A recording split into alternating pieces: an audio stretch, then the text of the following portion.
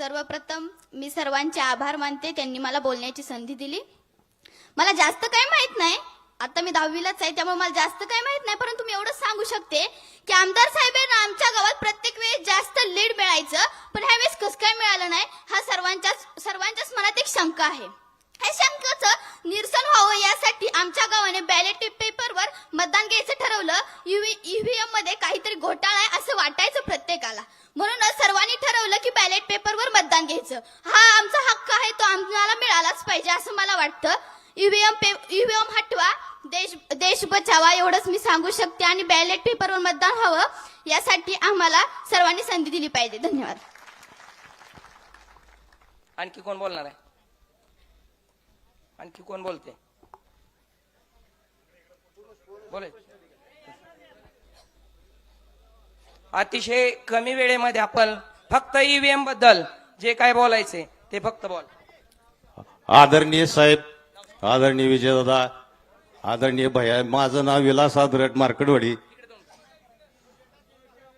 पवार साहेब लोकसभेला माढा मतदारसंघातून उभा राहिले त्यावेळी इथनं अतिशय बहुमतानं आम्ही इथं मतदान केलं. विजयदादा उभं राहिले त्यावेळी इथून लीड होतं, धैर्यशील भयांना लीड होतं, पुन्हा त्या आपल्या जानकर साहेबांना लीड होतं. मग आताच काय त्या ईव्हीएमला भूत लागलं का काय असं वाटायला लागलंय मला. तर जे मतदान झालंय ते अतिशय चुकीचं आहे. साहेब तुम्ही लढा द्या, आम्ही तुमच्या बरोबर आहे. अतिशय म्हणजे ही गाव जाऊ शकणार नाही, विरोधात मत जाणारच नाही. गेलं कसं 200-300 मतं ठीक आहे, पण इतकी मतं जाणार नाहीत. त्यामुळं तुम्ही आमचं ईव्हीएमवर संशयच आहे. अख्ख्या महाराष्ट्रात साहेबांचंच कालचं स्टेटमेंट आहे. 72 लाख मतं राष्ट्रवादीला पडली, आमदार 10 निवडून आलं. 54 लाख मतं पडली, अजितदादाचं 47 आमदार निवडून आलं. केवढी तफावत ही सगळ्यांनी लक्षात घेऊन आम्हाला मदत करावी. साहेब आम्ही तुमच्या बरोबर आहे, आम्ही लढा द्यायला तयार आहे. ईव्हीएम बद्दल आमचा संशयच आहे. इथून पुढे आम्हाला बॅलेट पेपरवर मतदान घ्यायचंय अशी विनंती करतो आणि थांबतो.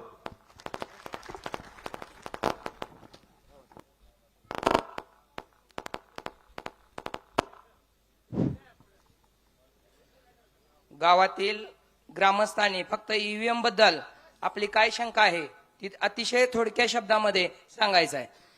उभा राहायचं, नाव सांगायचं आणि थोडक्यात प्रतिक्रिया व्यक्त करायची. काय घडलाय, काय आक्रोश आहे?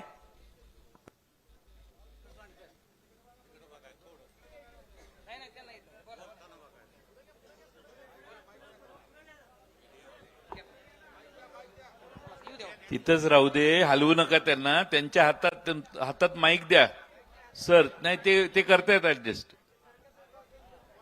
शंकरराव मोहिते पाटलापासून मार्कडवाडी लाडकी होती शंकरराव मोहिते पाटलाची. नानासाहेब देशमुख कारखाना आणला तेव्हा केवढं परिषद केलं, आणि आता जानकर उभा राहिला की मत का कमी